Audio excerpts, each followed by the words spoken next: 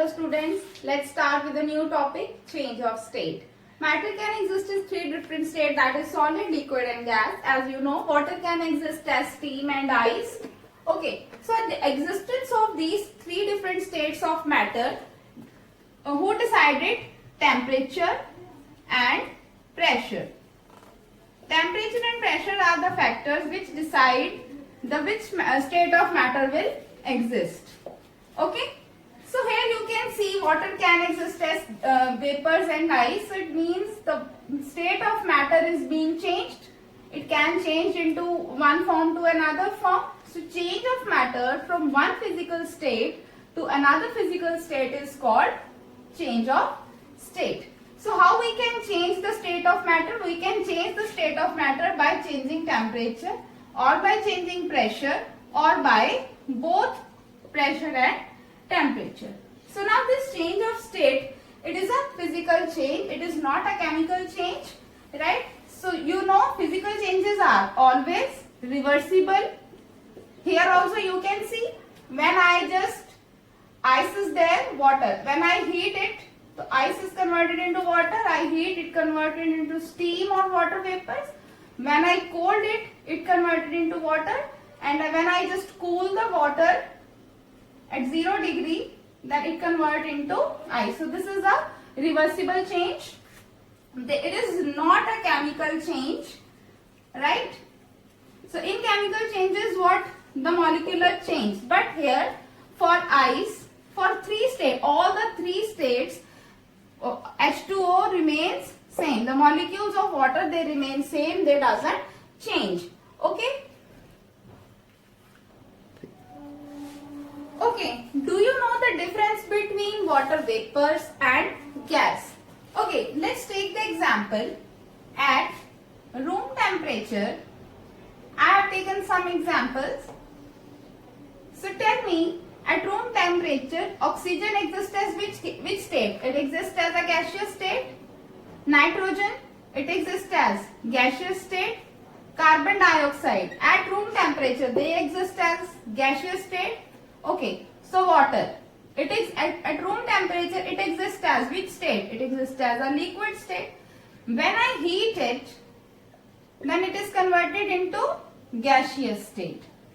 It means gaseous state, or we will call as vapor. So from any physical quantity which exists as a gaseous form at room temperature, they are termed as gas. Which exists as a gaseous form at room temperature, they are termed as gas. They are termed as gas. But that physical quantity which exists as a liquid at room temperature, when I heat it, then convert it into vapor, then it is known as vapors. Start with the very first change of state, that is change of solid into liquid, that is melting. What melting is? It is the process in which solid state is converted into liquid state at a particular temperature. That temperature is called melting point. So what melting point is? It is the temperature at which solid is converted into liquid at 1 atmospheric pressure. Before explanation of the melting, let's understand the concept of intermolecular forces and intermolecular spaces among the three different states of matter. As you can see, I have drawn the three figures, that is solid, for liquid and gas. Here you can see the intermolecular particles. The intermolecular particles are very close, they are tightly bound. So intermolecular spaces are very, very less. Intermoleculars, they are tightly bound. When there is a tightly boundation among the different molecules, so their forces of attraction will be very strong. So intermolecular attraction, for the case of solid, they are strong, or you can say that they are very strong, right? In case of liquid, as you can see, the intermolecular particles, they are slightly loose, right? They are loosely packed. So if they are loosely packed, so their intermolecular forces of attraction will be, intermolecular attractions will be weak. In case of gases, the intermolecular particles, they are very, very far from each other. So their intermolecular forces of attraction are very V. Now let's understand the phenomena of melting. I have taken solid, right? You know, in solid the intermolecular particles are very near to each other. While the changing, what I will do, the very first step I am going to do, that is I am going to heat it. This is the first step. I start heating this solid. Now when I heat it, what happens to their molecules? The molecules get some energy. So they start moving, means some motion is there. As we have already studied, when there is a motion, then what happens? The kinetic energies will increase. Kinetic energies will increase. So at a particular temperature, at certain temperature, the kinetic energies will what? At certain temperature, the kinetic energy is so high that it overcomes the intermolecular forces. When it overcomes the intermolecular forces, what happens? Their intermolecular particles are separated. Intermolecular particles, they just separated and they leave their fixed position.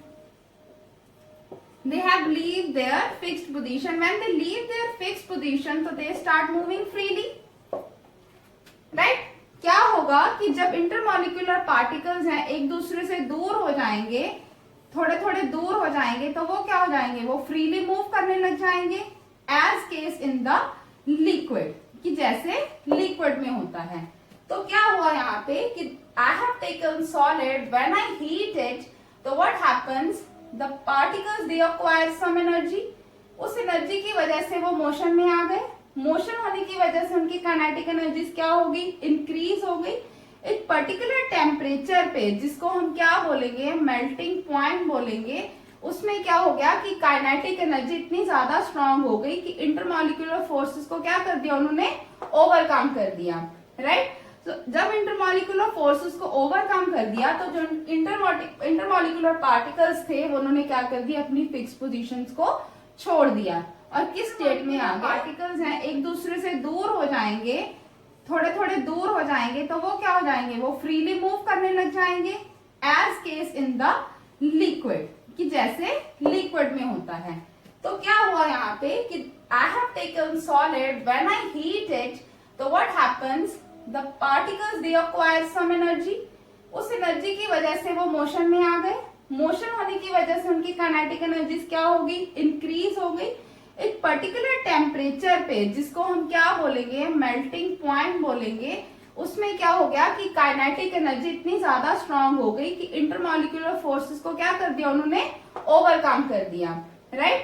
तो जब intermolecular forces को overcome कर दिया, तो जो intermolecular particles थे वो उन्होंने क्या कर दिया? अपनी फिक्स पोजीशंस को छोड़ दिया और किस स्टेट में आ गए? लिक्विड स्टेट में आ गए.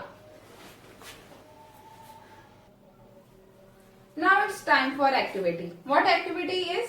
Activity is to demonstrate the melting of solid into ice. What things you require? You require some ice, thermometer, and some heating source.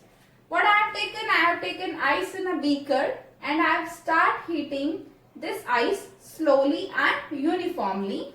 And what I will observe? I will observe the temperature of ice is 0 degree. I have noted down the temperature from thermometer, that is 0.